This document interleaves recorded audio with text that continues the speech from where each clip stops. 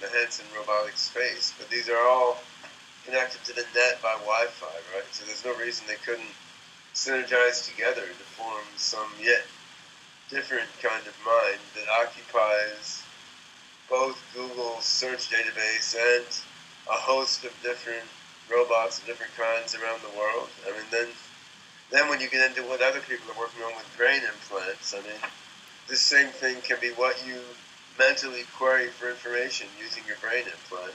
So, I mean, I think you could see all these different approaches come together and help accelerate each other.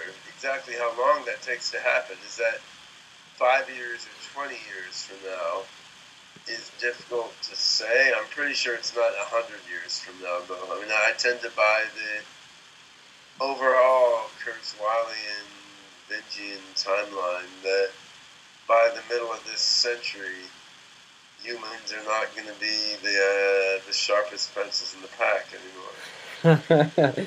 Nice. All right, that's more than quotable right there. The sharpest pencils. We will no longer be the sharpest pencils.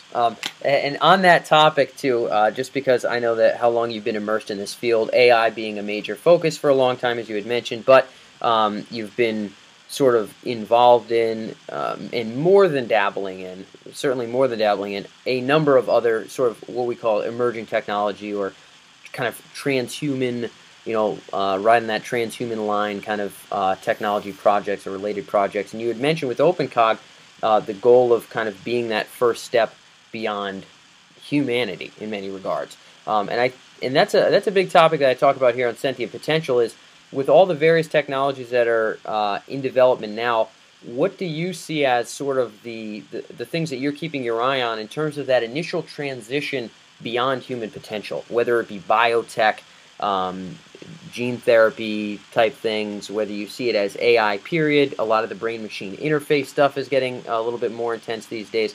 What do you see as kind of the first technologies to potentially cross that line? Well, I think the key is going to be